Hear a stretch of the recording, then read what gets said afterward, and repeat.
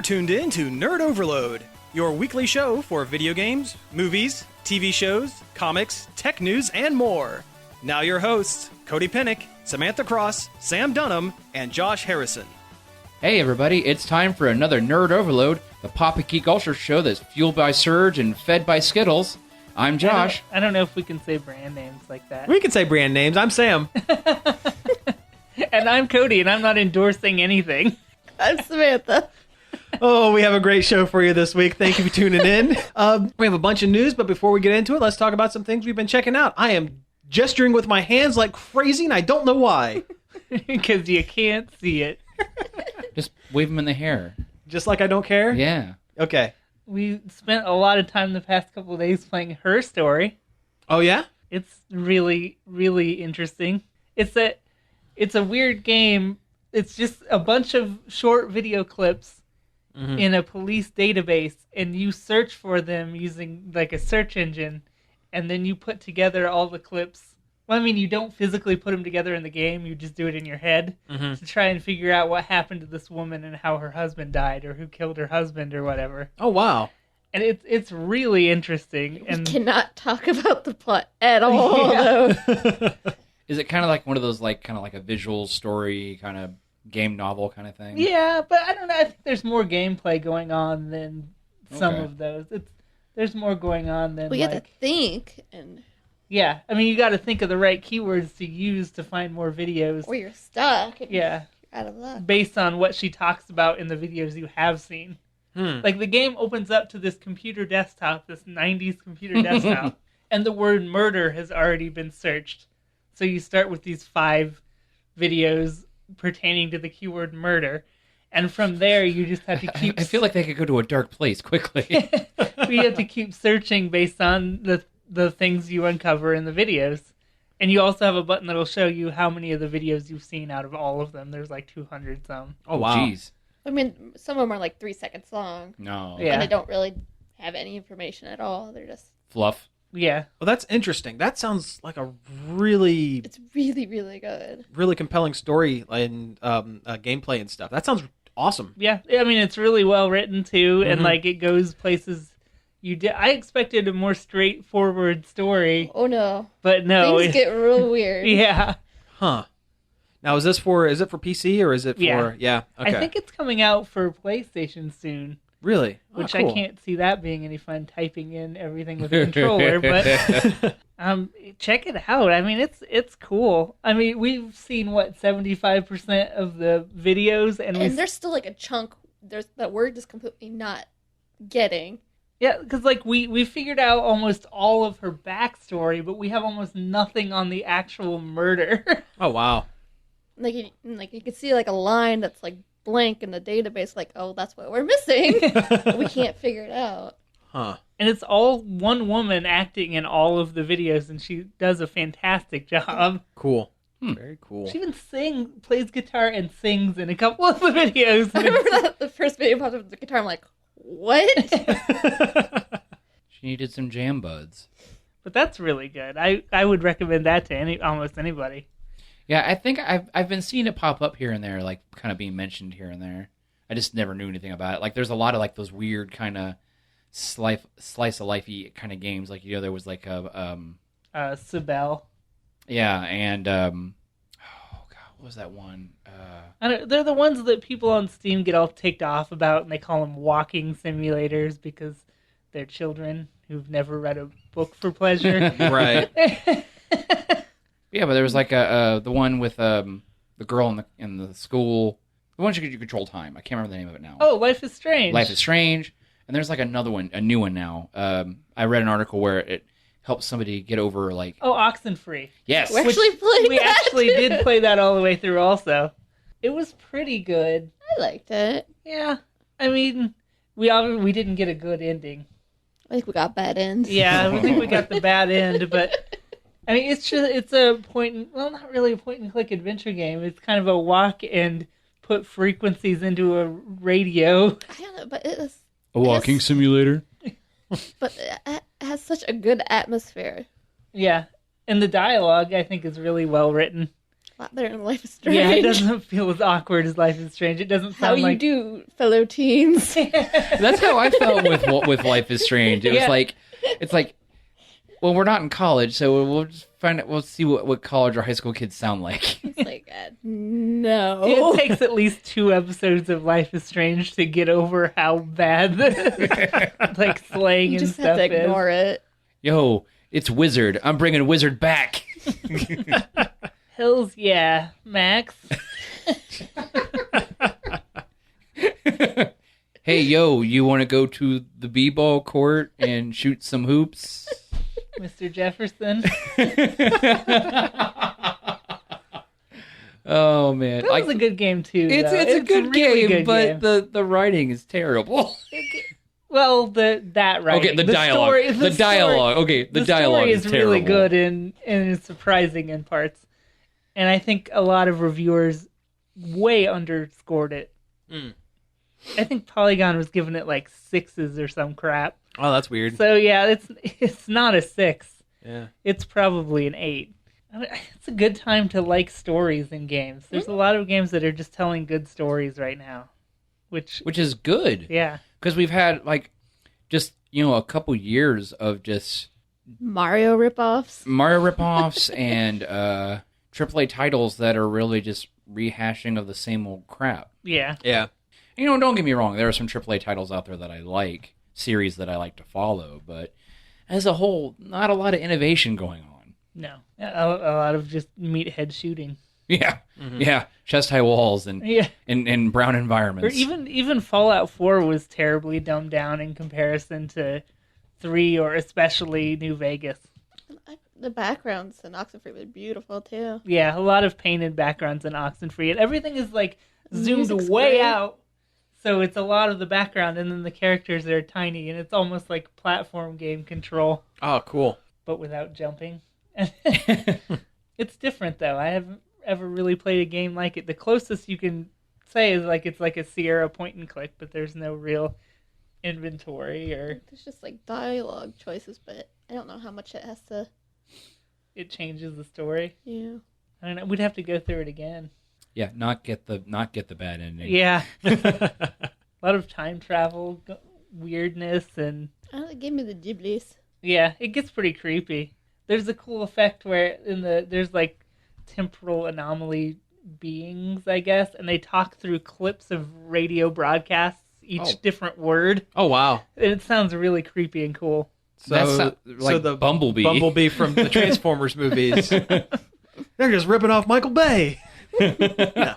No, I'm so sick of people throwing down the walking simulator card. Yeah. Like, just because a game isn't for you personally doesn't mean it doesn't have a right to exist. It's like in movies, like, you don't get mad and write fiery emails to the people who make romantic comedies just because you don't like them. Well, we don't. I mean, I'm sure somebody has. Not to the extent that people do about video games, though. And that's just what it is the video game, the gamer culture. Yeah. That toxic pool. Well, it's just video games opening up to more people and having more genres, for more people. Which is perfectly right and what's supposed to happen. Yeah. It's like, that old-timey silent movie that was just a train coming at the screen and it scared people.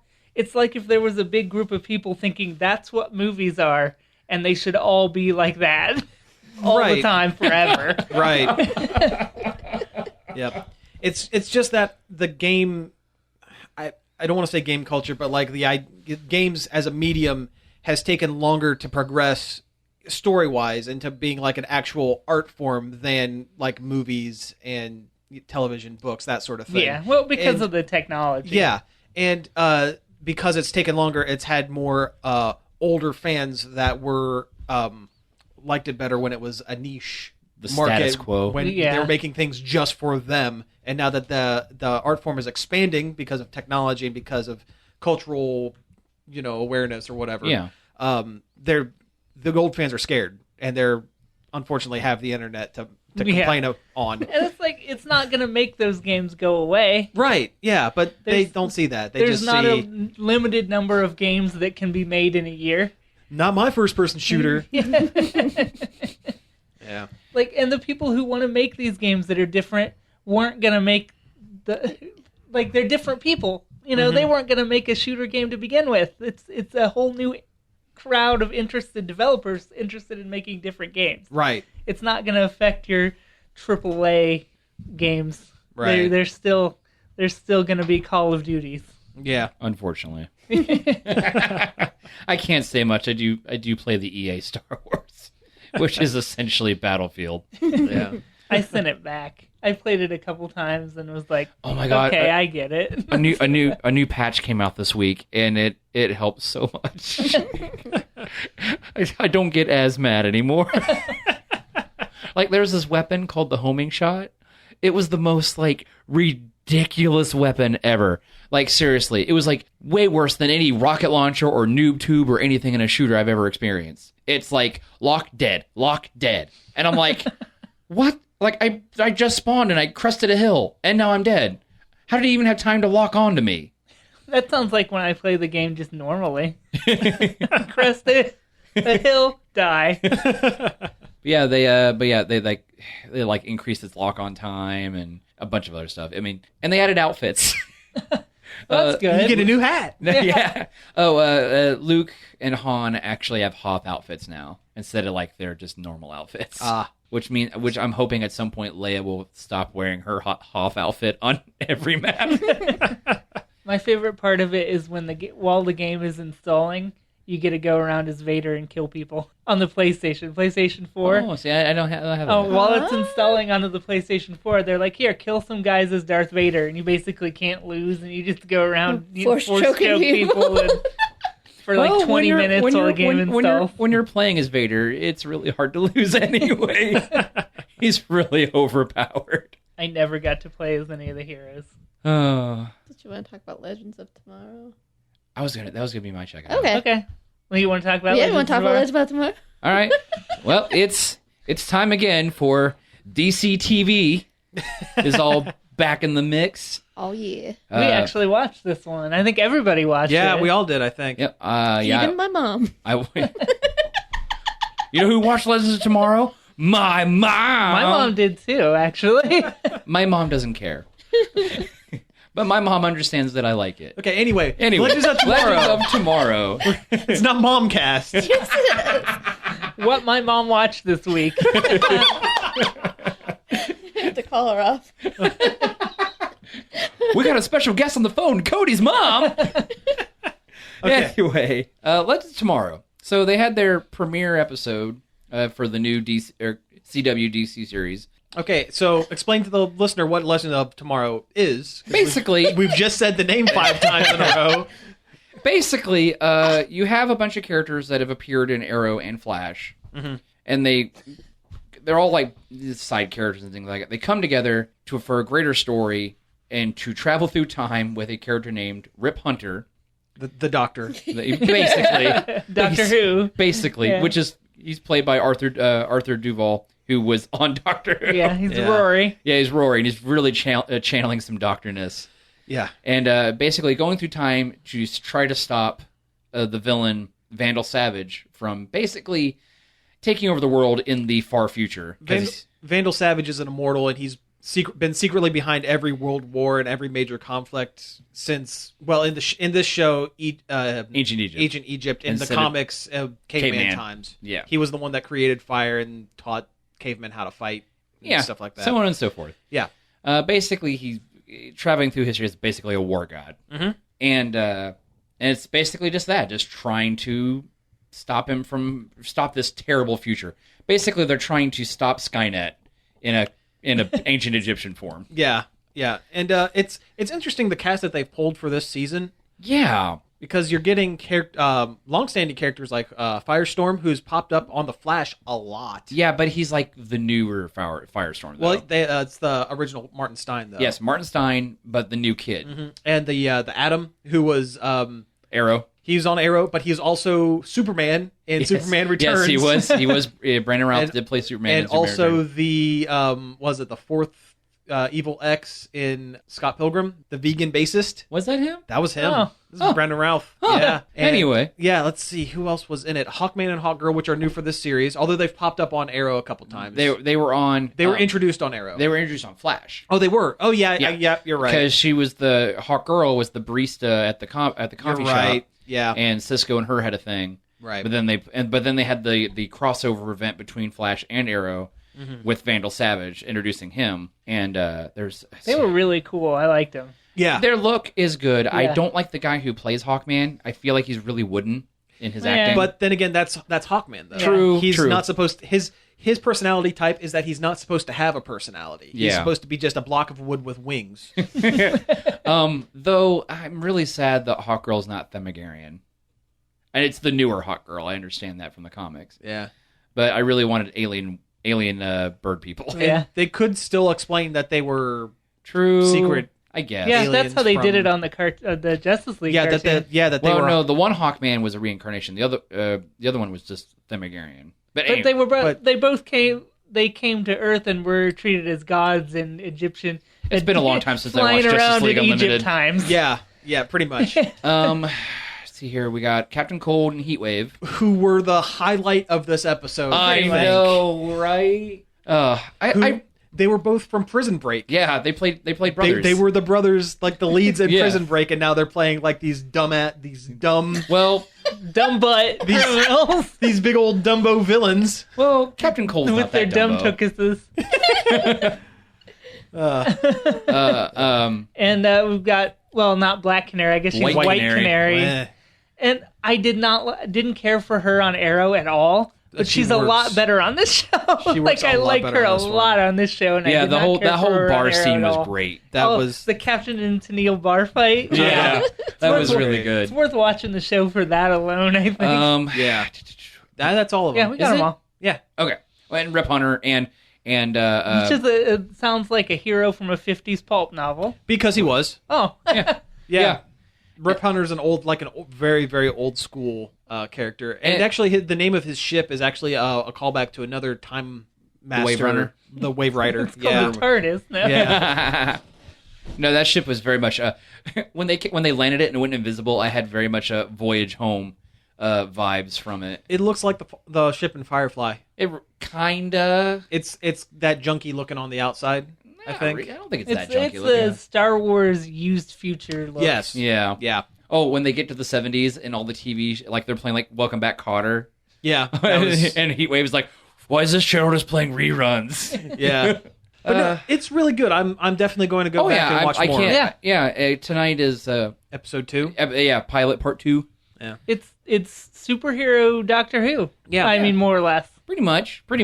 And I like how the show is kind of modular, so they can add and subtract characters as they need Yeah, for this series. If they because decide time they- travel is convenient like that. Yeah. Oh, and the fact that Gideon is back The talking computer? Yep. Yeah.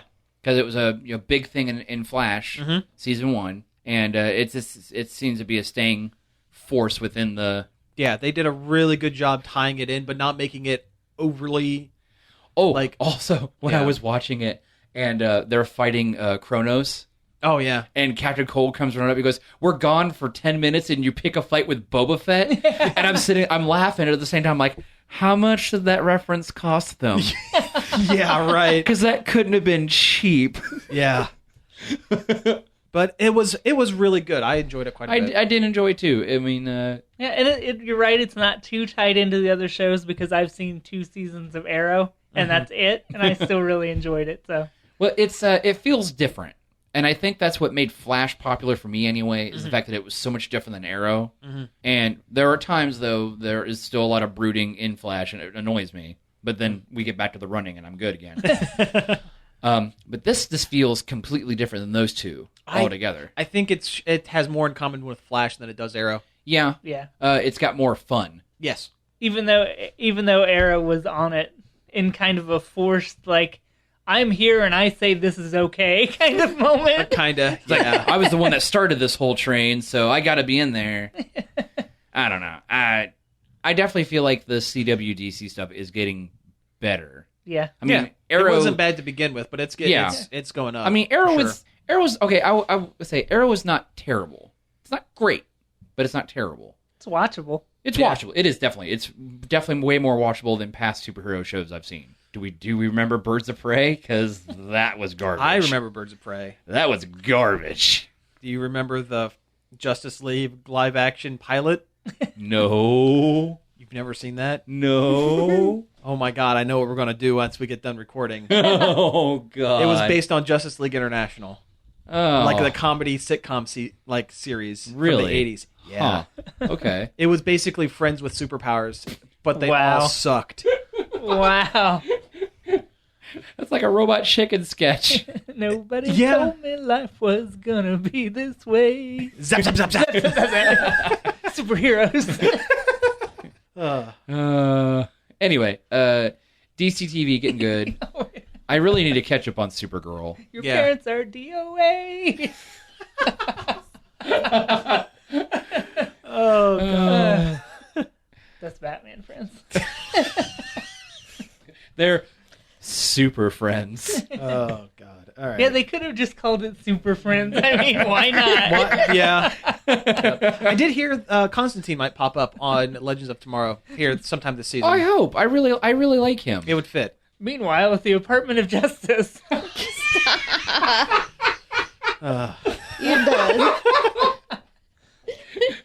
The Flash and Green Lantern discovered they have free porn for the weekend. I recently watched that Friends episode. I remember that episode. Yeah, For some reason. Ross is dating a girl from England or something, and he goes to go confess his love to her in England, but she stayed here in America by accident, and they have to call on the phone. It's God, I hate Friends. Yeah, it's a terrible show.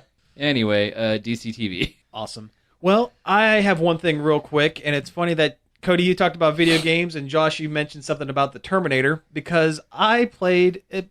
Longtime listeners, and it feels weird saying longtime listeners, know that I'm kind of a fighting game guy. And, you know what, sometimes I venture outside of, like, your Street Fighters and your Mortal Kombats and stuff, because you can't eat steak every day, right? I can. Well, but then, so I kind of, every once in a while, I get clued in on, you know, the lesser-known games and stuff. And I found this one. It was put out in 2009. It was Chinese only, so it's all in, you know, foreign language, Mandarin or whatever. Let me pull up the actual name of it here. It is called, well, it doesn't have the actual Chinese name, but it translates to Dong Dong the Immortal Legend, or as the main title screen calls it, Dong Dong Never Die. Okay, so I want to read to you guys the synopsis of the game's plot. It's a fighting game, but you know, a lot of the story mode has, you know, an actual A plot that goes through it. So it says, Dong Dong Never Die is a fighting game that defies all but the hardiest attempts at description. Suffice to say, just before its destruction, Skynet sends more advanced Terminator, the non-vulnerable, gun-wielding, super-strong, and water-drinking Sheng Hua Nan, to the past in response to the leader of the human resistance, Dong Dong, sends back a T-800 model Terminator that has been reprogrammed to protect his past self. Does this sound like anything familiar to you? Oh. It's a Terminator fighting game. Let me continue. Both Terminators arrive at a time when fighting representatives from all parts of China, such as Sun Wukong with a can of spray paint, some guy with a huge afro and an inner tube, and Super Mario show up. Now, this game should be terrible. It's all like actual live action actors captured, and actually they kind of showed some behind the scenes stuff in the end credits, and they were just all still photographs that were all painstakingly cut out by the game designers and moved Sometimes around. not even with a green screen. Yeah, this game should, like I said, it should be terrible. It blatantly rips off sound effects, music tracks, stages from other games. It is just cobbled Super Mario. Super Mario. On the whole. Chinese games have a really bad habit of like being horrible ripoffs. Here's the thing. The game itself is really tight. The gameplay is surprisingly tight. Like, the specials feel really good. The move lists are all excellent. It's because they've ripped off all of the moves from other fighting games. With similar, like, systems. Are there Tekken controls? Because I hate Tekken controls. No, it's all Street Fighter and SNK. It's mostly SNK. Okay. But it is just unreal. Just Tournaments? bananas. Yeah, I showed you guys a little bit Yeah, of it. it was weird. Yeah, just I can't. And the final boss is so frustratingly difficult because one of his special moves is he can heal himself. He's also invincible while he's healing himself. So he just You can't stop him. you can't from doing stop it. him. Once he gets down to about a third health, he fills up his life bar again. Wow. Yeah, So basically, you got to keep juggling him so he can't do that. pretty much. Yeah, but it is it's free online. If you like fighting games and you don't mind the game crashing every 5 minutes, I would say go find it. And no English. No English, no. The title screen. The only English says "Dong Dong Never Die" in big bright red letters on a black background. And the weirdest thing is, you get through the game and you get through the credits. There's an actual like challenge rounds where they throw like multiple fighters in all at once and you have to take them all out. If you get through all of the characters, it shows you a preview for their upcoming fan game for Streets of Rage on the Sony PSP. Streets of Rage 4. Yeah, it's so weird. And it looks And good. Yeah, it looks fantastic. It looks really the sprite good. work is really good. Yeah. On a PSP. But the still, PSP. yeah. But it doesn't. I'm stymied by this game because it should be bad. It should be so bad. I It wanted looks to sit back and terrible. laugh. I mean, it looks like garbage. But it plays really, really well. Like, surprisingly well. Kind of reminds me of that MOBA that came out not too long ago that had like Shrek and Naruto in it. Oh yeah, that game. Yeah. Oh, yeah. No, there is a character in this. She is dressed like a Lolita. Like, she has a Little- parasol and like an old timey like. Yeah, she wears like a little pink frilly dress. Something. Like, yeah, Japanese Gothic Lolita fashion. She summons Optimus Prime as a fighter, as one of her attacks. Michael Because why Bay, not? Optimus Prime, no less. Yes. God, there's What was that one fighting game back in the day that you could just download pretty much anybody and put in it? Mugen? Mugen. This isn't Mugen though. This is their own. They built their own game system Sort of. on the backs of about 5 other different fighting game systems. But They cannibalized a lot. yeah, but He took the parts that worked and made a game, and it worked. it works. It's ugly as hell and it's super funny to look at. But it, One of the characters is a shirtless fat construction man. Like, yeah, he has all command grabs. He is the Zangief of the game. course. Yeah. I'm trying to think. Mario has a raging demon. The Akuma. Yeah. And- Mario is the raging demon. yeah. And like how Akuma stands with the thing pops up on his back when he finishes that instant kill move. Well, Mario does that, but there's no room on his back, so they put like the little Chinese or Japanese symbol on his butt. He's got a raging butt demon. Yeah. Oh, it is beyond description. I just can't. Dong Dong, never die. Dong Dong never die. Okay, let's go ahead and take a break here. When we get back, we got some news. I think I got a couple more things I could talk about, too. I mean, after we come back. Okay, yeah, we'll do that after we come back. Hey, we're back. That was the Scooby-Doo theme as reimagined by Mathew Sweet from a cool album called, was it just Saturday Morning? I think so, yeah. From the late 90s. Which Yeah. I wore that album out as a kid. It's a good album. Yeah, I'm glad you let me borrow it at one point because, yeah, and I made a copy of it. This was a long time ago. Yeah. Really good album. Zoinks. Anyway, we're back. We'll get to why we played that song in a second, but Cody, didn't you say you had another, like, one more thing that you checked out? What was it? I don't know. Never mind. Oh, the Five Nights at Freddy's game. New one that dropped. It's a weird story. We might as well talk about it. Yeah, it's half like news, half like check it out, right? Yeah. Okay, so So the last, well, not the last Five Nights at Freddy's game, but the newest one dropped early because that's what he does.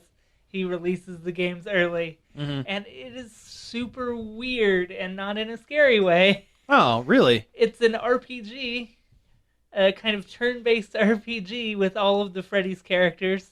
Oh, And you walk around a map and do RPG battles, and it's not scary, and it's weird and broken. oh, that is really broken weird. as in it doesn't work, or broken as it's too powerful. Broken as it's missing features that not even a mediocre RPG game would forget. Oh, Like, you can't check your stats in any way, shape, or form. ooh, There's not even an indicator to tell you what level your characters are. oh. When it first came out, there was no explanation to what any of the moves do. And they had names just like Water Hose and Birthday. Huh. And so you had no real way to tell what these moves were or what they Or did. what they're for. Except just to use them, and even then it wasn't terribly clear. I think he took some damage. Basically. And there's barely what little story there is given to you by a golden Freddy bear that you run into on the map occasionally, and it's not very well written. Oh, jeez. Because I think Scott Cawthorne, however you pronounce it, is more of a visual storyteller than he is a written storyteller. Yeah, I would agree. It really doesn't work. Do you think maybe he just kind of phoned this one in? I don't think... I think he just got excited and, released it too early. Yeah, it could have stood to be in the oven a little while longer. Everybody was led to believe that it would have not 3D worlds, but the pre-rendered 3D worlds that he does. Yeah. But the whole overworld map is 8-bit, tile moving around. Oh, man. Yeah. It's really weird. Yeah. And he's since apologized. Good. And offered refunds to anybody that wants one, regardless of how long that they've played it, which is cool. I mean, I went for it because he's gonna re-release it later, not on Steam, for free once he fixes the overworld and adds in all this stuff that should have been there to begin with. Okay, well that's good. At least he's going back and making good. Yeah, he's a good guy. I mean, he got excited. He maybe bit off more than he can chew, because an RPG is not an easy thing to make, for one. Yeah. Yeah, when you've been making jump scare games, for the past X amount of titles. And it just is so thematic. Well, not thematically, but tonally different than all of the other games too. Because as far as I could tell, it's not scary. And I put about 4 hours into it, and it's more cute than scary. Maybe that's the big twist at the end. You get at the end, and then it's the big jump scare to make you poop your pants. Yeah, there's just a jump scare at the end. Yeah. I don't know. It's really hard to tell. It makes him look kind of like a crazy person. It's probably all it was is he just got excited about his new game and wanted to show it off, and it wasn't done Hey, yet. I've been working on this thing. Look, I could do something different. Yeah. I mean, when you have people yelling at you 24 hours a day about how you're a fraud and that all your games are the same, that'll probably happen. Yeah, true. I tell you what's weird. Kind of off topic. I was looking at upcoming pops and stuff on Funko's website, and there's a crap ton of Five Nights at Freddy's stuff coming. Oh yeah, merchandise is just starting to pop up everywhere. It's Hot Topic has a... I know, you're getting t-shirt. It's weird. I haven't played any of the games, and now I feel like I have to just to see what all the hype's all about. They're pretty good games. They're not bad. Yeah, I mean, terrible. if you know what you're getting into. We should play it together sometime. It would be hilarious. Oh yeah, we need to do a Let's Play and We have should. people go in cold. That would be cool. Yeah, We don't should do play that. it because we're gonna do it. We'll do a Let's Play. All right, Yeah, we'll do a that'd be Let's cool. Play. All That'd be right, cool. cool. Done. All right. Scheduled. Hey, plans made. All right. Okay, well, hey, let's get into a little bit of this news with a little bit of time we have left here. We played that Scooby-Doo song because of Hanna-Barbera stuff coming up through DC Comics, right? Yeah. Sorta. Kinda. So There's some good and there's some bad. It's not the first time DC has jumped into the Hanna-Barbera pit. well, no, they actually have put out ongoing series. It's in their kids line, I think. Yeah, There's a Scooby-Doo They still book, do and they Scooby-Doo comics, and they're surprisingly faithful to the source material. yeah, They did a Space Ghost comic back in 06. Was it 06? It was the year after I graduated. Yeah, so 06. It was 6 issues. Yeah. And it was really, really good, really serious, and kind of dark, but it was amazing. Yeah, sometimes it's hard to remember that DC Comics is owned by Warner Brothers, which also owns all the Hanna-Barbera properties. So DC can use whatever they want from any of those franchises. And it looks like they're going to be putting out a bunch of not for kids. Well, I mean, not like they're going to be gory or anything like that. but like not kid-friendly books based on Scooby-Doo, Wacky Races, and like all of the Flintstones, and like all the action, like the space action stuff. Yeah, Is that Space part of it? Ghost, Herculoids, Johnny Quest, all in one The comic, action, I guess. the action That's stuff. cool. I think it was called Future Quest. Yes, Future Quest. Yeah. That's what it's called. So I'm looking at this thing here, and the Scooby-Doo title is called Scooby Apocalypse, and it's like set in like some weird Cyberpunk future Scooby-Doo? Yeah, and I tell you what, I hate it. Oh, yeah. I don't like it at all. I don't like this picture at all. That's not good. They all look like Shaggy looks like a straight-up hipster. Yeah. And, like... With his earplugs and his tattoos. Yeah, I don't like to call people hipsters, but it's really the only way you could describe it. I mean, he's got For people to visualize it, yeah. Yeah, he's got the waxed mustache and beard, and, like, he looks like he stepped off the streets of Brooklyn and into Scooby-Doo. Like, it's really bad. And Fred has a tribal tattoo on his arm, which is weird. And Velma looks like a child. Yeah, Velma looks like a little kid. She looks like to be about 5. Mm-hmm. And it looks as though Scooby is going to communicate through emojis. You notice by all the little floating things by his head and like the weird like cyber eyebrows that they've given him. He looks like some sort of technomancer. Yeah. Yeah, so that's that. Re-Rack, gotta slice the system. I don't understand why they keep like trying to reimagine Scooby-Doo. Of all the Hanna-Barbera properties, I think that's the one people get the most mad when they try to change. Yeah. Like, nobody wants this. No, nobody does. A pup named Scooby-Doo? Now, that was a good show. Oh, and the art by that is done by Jim Lee. So he's the one that redesigned all of the New 52. It DC. looks like so, that. Yeah. That would be why we hate it so much. Yeah, Because pretty I much. hate New 52 costumes. Yeah. Daphne doesn't bother me though. The Daphne isn't bad. The Daphne is actually the coolest of the bunch. With her laser rifle. She just looks like an awesome cyberpunk Daphne. She does, yeah. So next up is this Future Quest. Now this is all the space, like action, everything. You have Gigantor in the background. It looks like there's the Birdman. Birdman's in there. Let's see the Birdman. Man.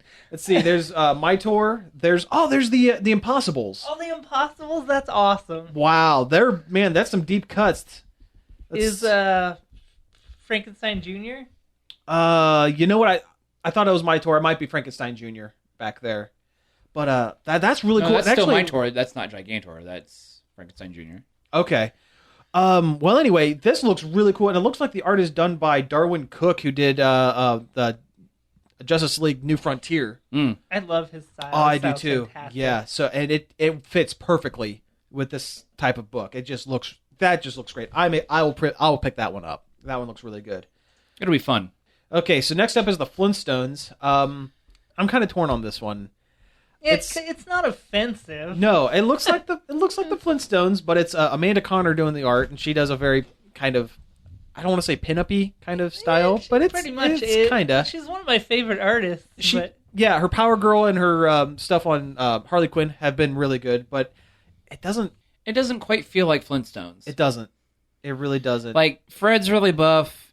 Dino looks more like an actual dinosaur. He looks like he walked off the Jurassic World set and they painted him purple. It's just realistic enough to make it not right. Yeah. Because her style is a little cartoony, but not enough for the Flintstones, I think. It looks like somebody's deviant art. Yeah. Flintstones. Yeah. A good deviant art. Oh, very nice. Yes, one of the better ones, but not something you base an entire comic around. Yeah. Although Barney still looks like me, so yeah, he does. He really does. Yeah, I fully own up to that one. Fruity Pebbles. Oh man, I missed it. This one I'm super excited about. Okay, so there's a one based on Wacky Racers that's going to be like Mad Max, right? Which is the brilliant idea, and I love it. So it's called Wacky Raceland. Yes. I had a hard time saying that one. Wacky Raceland. But no, shoot, that looks really cool. Well, that's Penelope Pitstop's car right there. Yep. And let's see. The Anthill Mob in the back. That is the Anthill Mob with a giant gun on the top of their old school dragster. Oh, I'm excited. No, yeah, it looks really cool. That looks good. It makes me wish there was an animated series. Yeah. Yep. Okay, so logo for Why Scooby. didn't they call it Scooby-Doo Apocalypse? Why'd they drop the "do"? Who knows? Okay, there's another shot of the future stuff. That looks cool. Looks good. Who did that old Ghostbusters cartoon? The The original. real- That wasn't- Oh, not the real Ghostbusters. It's Funimation. but yeah. Was that Funimation? That was Funimation. Okay. Oh, that's cool. That... Oh, Brack. There's a Brack. Brack back there. Oh man. Oh, I'm excited. Oh, that's all the Space Ghost villains. That's a Legion of Doom. Oh, it is. Yeah, you got the monster rancher. It's not Monster Rancher. Spider Queen lady. Yeah. Zorak. Moltar Zorak. Metalis over there. Yeah. Oh, Tanzit with the rusty metal. Actually, I think Brack is holding the rusty metal from Space Ghost Coast to Coast. Oh, but that looks really good. Who's behind Space Ghost? Let's see. That is Coily Oh, yeah. from the Impossibles, and who was the Galaxy Trio? That's who it is. Oh. Yeah. It was the second half of the Space Ghost cartoon back in the 60s was Space Ghost and the Galaxy Trio, and they were basically like 3-part Fantastic Four, Yeah. but in space. Yeah, dropping the kids. But that looks great, and Space Ghost has just the right amount of smirk in that picture. That is cool. I've always really loved Space Ghost. Yeah. I will always read his dialogue in George Miller's voice. I know, right? Dude, Space Ghost Coast to Coast was like such like a huge thing. Oh, it was a big Yeah, part it of my was childhood. absolutely. A massive part of my And childhood. A lot of my humor comes from that kind of Yeah. That Mystery Science Theater is Uh-huh. like most of my sense of humor. Yep, for sure. Oh man. I just hope in this new comic Brack calls someone buddy just once. But yeah, super excited about that. Not so hot on Scooby-Doo. Or the Flintstones. Lukewarm on the Flintstones. Yeah, we'll have to see a little more of the Flintstone stuff. Maybe Connor's only doing the cover art. Maybe they'll Yeah, have a something lot with of the interior. times they do that. She just does the cover. Yeah. Yeah, we'll see. Maybe it'll be better than that supposed Seth MacFarlane Flintstones reboot they were talking about. That did not look great. Yeah, I don't know. Is that still a thing, or is Woof. that dead in the water? Because I don't. Who want it. knows? You know, he got busy writing Ted and Ted 2. So who knows? I mean, he's not working. He's not really doing. He does voices, but he doesn't really write Family Guy anymore. So who knows? Yeah. And that's readily apparent. Yeah, yeah. So sticking with the DC stuff, DC is planning on rebooting all of their main continuity books again this Yeah. June. You're not listening to an old episode of the show. They are doing it again. Yes, It's a new 52. They're rebooting the new 52. Everything is rolling back to issue number ones. A lot of their books are going to be put out bi-monthly. They've decided that a lot of their lower selling books are going to be on alternating months with other Oh, books. That's fine. God, it already feels forever betwin comics coming out. Yeah. Unless you're a Marvel fan. Well, yeah, They make it true. frickin' rain. Yeah.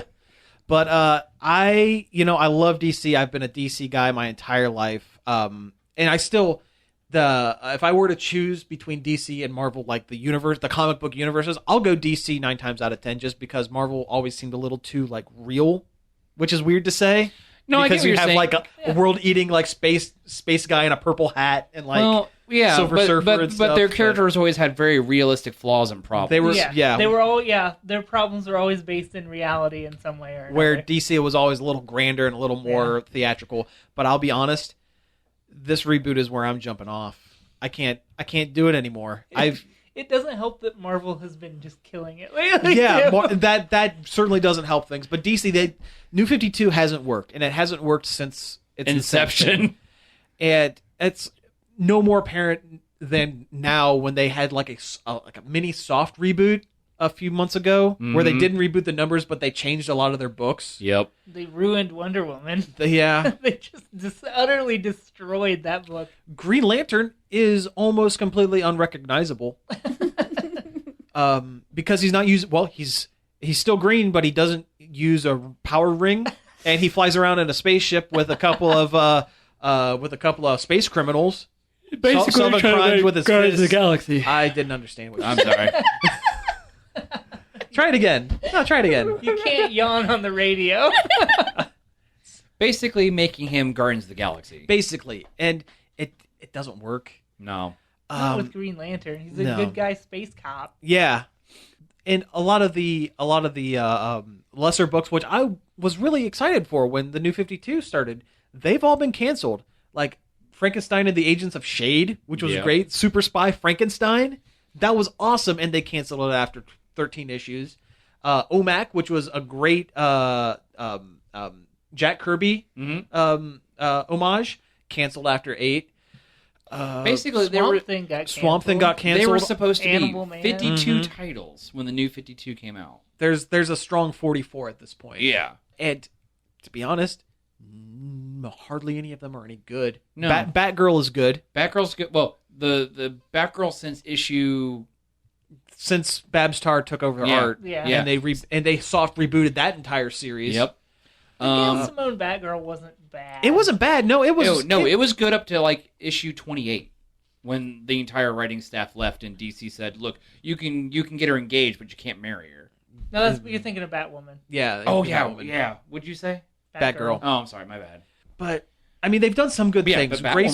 Grayson is decent as a spy story. Yeah.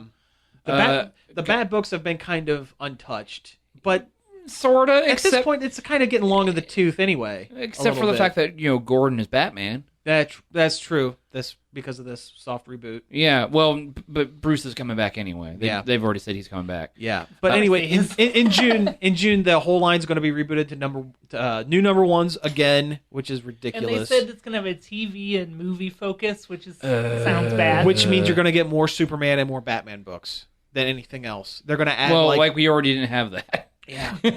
There's going to be, I think I read somewhere there's going to be 7 or 8 Batman family books. Yeah. Well, there's already that right now because you got Gotham Academy, you got Batman, Batgirl, Batwoman. Well, I don't know. I'm not even sure if Batwoman's still printing. I don't think so. Grayson, Robins. There was a Red Robin book, but I think that got canceled. Yeah, Red Robin's no. Red Robin and the Outsiders is still going. Really? Okay. Yeah. It's not good, but it's still going. The Outsiders is Arsenal. Green Arrow's old sidekick. That's it. It's just the two of them. Well, isn't that one a clone though of Roy? Yeah. Yeah, he's the one that has the missing arm. Yeah. Comics, everybody. Yeah, I know, right? Oh, shoot. I don't like the TV movie synergy thing because it just makes everything the same. Well, that and the fact that the writers for the Arrow TV show took over for the Green Lantern or for the Green Arrow comic and started adding in their Arrow characters, and it made it not very good. No, although Green Arrow wasn't going really well to begin with. But True, but from the way this article reads, it sounds like they're going to be doing even more of that, where they're going to be tying your books directly to the cinematic and television universes. So you're going to have 22-year-old Flash, moping every 5 pages. They already have that. The CW's Flash comic. Well, it's going to just become the Flash comic, starring CW's Flash. Then you're just going to get the leftover crap that wasn't good enough to use on the show. Exactly. And that's why a lot of their books are going to bi-monthly. Yeah. So they don't have to use so much of the leftovers. Like I said, Harley Quinn's good. Harley Quinn's good, but she's starting to get overplayed a little bit. True. How many books does she have now? 2 or 3 at the Harley same Quinn, time? Suicide Squad. Harley Quinn's black book. Yeah. She Starfire. Yeah, basically Starfire. Poor Starfire getting her book hijacked by DC's Deadpool. She is a guest in the Poison Ivy limited run that's going now. Yeah. They're gal pals. And here's the thing, gal pals. And here's the thing, because this is taking a more cinematic approach, how much of the current Harley Quinn book, which is really good, is going to be converted to the Margot Robbie Suicide Squad version. Yeah. Which is is from the trailer. It looks like it works for that. It looks like it works for that film, but it doesn't look like it's going to work for the comic universe. Yeah. So I don't know. Like I said, I think this might be my jumping off point for DC or for the majority of DC, because I can't go through another renumbering. I can't do it. It's killing me. I don't know. Marvel's gone through 3 or 4 renumberings this year or last year. This year alone. Here's what comic companies should do. They should move away. If it were up to me, they would move away from the ongoing, storylines and hire writers to come on for 6 issues or 8 issues, enough to make a trade and make them just all miniseries based. And they can tie into continuity, previous books if they want to. They could ignore previous books if they want to. That way, if something works, great. If it doesn't work in 8 issues, it's going to be done. You have enough for a trade paperback. You can put it out, and it makes it super accessible to any reader who has a passing knowledge of, like, they're not going to go through the origin story every single time, but they'll, like, if you have a passing knowledge of, hey, this is the Flash, he runs fast, his name's Barry Allen, he's a cop during the day and runs fast at night. That's all you need to know. Here's an 8-issue contained story that if you want to get more, you can read a couple issues before or after, but this is a contained story in one book. Kind of like what they did back in the day. Yeah. Just doing number 1 every 6 months, basically.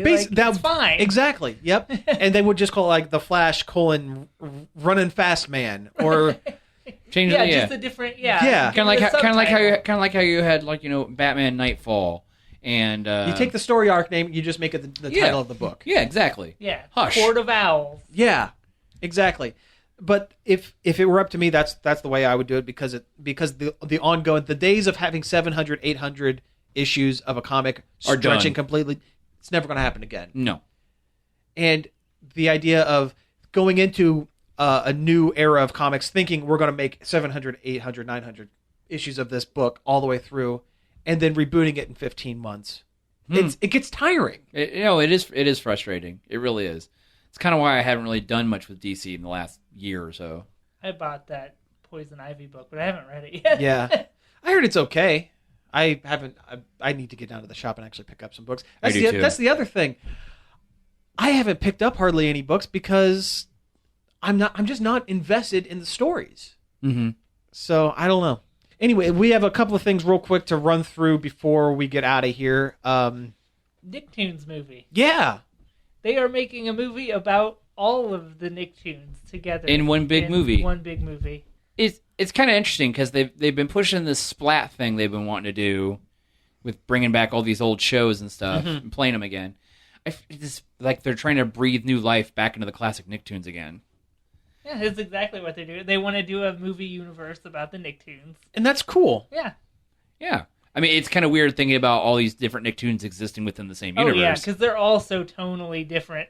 I don't even want to imagine Ren and Stimpy in the same room as the Rugrats. But I can't see Ren and Stimpy in the same room as Rocko's Modern Life. That's not such a stretch. Or the fact that if the kids in Rocket Power swim out far enough, they run into SpongeBob. Yeah, there we go. Hopefully they drown there. Oh.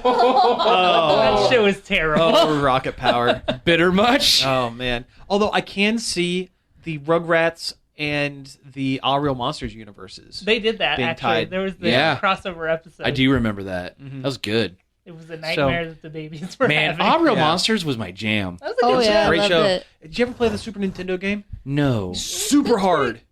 It's pretty good. You can switch characters, and it's kind of like Lost Vikings. Oh, yes. Okay. Yeah. I love Lost Vikings. But super tough, though. I had a hard time with it anyway. But the movie's going to be directed by Jared Hess, the Napoleon Dynamite and Nacho Libre guy. And it'll be good. So, yeah, that seems about right. Yeah, he's a good director. 1 out of 2. Nacho Libre isn't terrible. I like both those movies. No, I love Napoleon Dynamite. I don't care for Nacho Libre. I thought it was good. Yeah, I thought it was cute. I don't care for it. I mean, if you were expecting another Napoleon Dynamite, then no, that's not what it is. No, I really wasn't. Until actually this point, I didn't even know they were connected. Well, to each his own. Yeah. Okay. No, I'm going to fight on that. I will fight you. It's on. Okay, one last thing. We don't have to get into it deep, but Mighty Number 9 watch. Remember that Kickstarter that I foolishly backed years ago? KG Inafune's successor to Mega Man. Yeah. How it was delayed like 2 or 3 times. Well, it's supposed to come out at the end of February. That's not happening. Delayed again. And they always wait till the last minute to delay it again. Yeah. And it's all based around network. The online play. It doesn't work, apparently. The online play no one wanted. Which begs the question, why does Mega Man need online play? It doesn't. It doesn't. It doesn't make any sense. And I've read his Inafune's letter to all the backers, because he actually wrote one out or had someone translate one out for him. And he explained that the problem is that they've been working on the game for so long that the game system that they started building the game with has gone defunct. So there's no more updates so anytime that there's a bug, they have to go in and hard code the engine, bugs, oh. the engine out, and the network play issue is on all the systems that they're building it for, and it all requires different things that needs to be hard coded and fixed. It sounds like this needs to scrap it and rebuild it from ground Well, up. when I played the demo, that's the first thing that I thought. Yeah, that's the thing. If we didn't get that demo, then I would be upset that it's getting pushed back, but I wouldn't worry about it too much. That demo was not good. Oh no, it was not. And I didn't even finish it. Honestly, I got about right before the boss, and I'm like, I get it. It's basically terrible. Yeah, pretty much the same thing here. And if you notice, I'm not getting mad about it. Last time this was pushed back, I got mad about it. I just don't care anymore. I just don't care. It's not like there's not alternatives to if you want a Mega Man game now. Yeah. There's plenty. Like, since they announced Mighty Number 9, at least 3, 4, 5, 6 games At least come out that we can think of off the top of our head. Yeah. That are very Mega Man related. Azure Striker Gunvolt, Legend of the Dark Witch, Venture Kid on the iPhone, Mighty Gunvolt, the free game you get with Azure Striker Gunvolt, Mega Man Legacy Collection has come out, Shovel Knight, which everyone loves. Two kinds of Shovel Knight, because they also had that DLC with the second character, like an entirely different campaign. And these people didn't have any problems releasing their game within the span of 3 years. I think the problem is Inafune and his team bit off more than they could chew. Their eyes got too big for their stomach. Too many stretch goals. Yeah, too many stretch goals. They shouldn't have decided to release all the different versions simultaneously. Yeah. It just... they probably shouldn't have did a 3DS version. Probably, because that's a big issue. But, my interest in this game at this point is zero. I just don't care anymore. Yeah, I mean, he messed up. He messed up. He messed up. Yeah. But I'll tell you a game I am looking forward to. Great Detective Pikachu with his super deep voice. That was super weird. Yeah, that dropped the other day out of nowhere. There's a detective game starring as Sherlock Holmes Pikachu. And he has a weird, he's speaking an actual language, and it's super deep. It's weird. I love it. Yeah, it looks awesome. It's like a Detective Conan kind of thing. Kind of. Oh, very much, yeah. And then they play like the BBC Sherlock music at the beginning. Kind of, yeah. So, I don't know. I mean, I'll play it, and it's weird because when Detective Pikachu meets another Pikachu, the other Pikachu is just going, Pika-Pee! Yeah. And he's like thank you for helping me out. He put all of... Let's solve some crimes. All of the task slots were put into logical deduction. in the English language. Yes. I see you have mud on your shoes and grass on your shirt. You have fought a Beedrill 2 days ago. Have you been stalking around the tall grass at 3 a.m.? All right, I just wanted to end this show on a high note because, man, I was starting to get down about Mighty Number 9. Anyway, let's get out of here. You've been listening to Nerd Overload. Thank you very much for tuning in. Find us each and every day over at nerdoverload.com.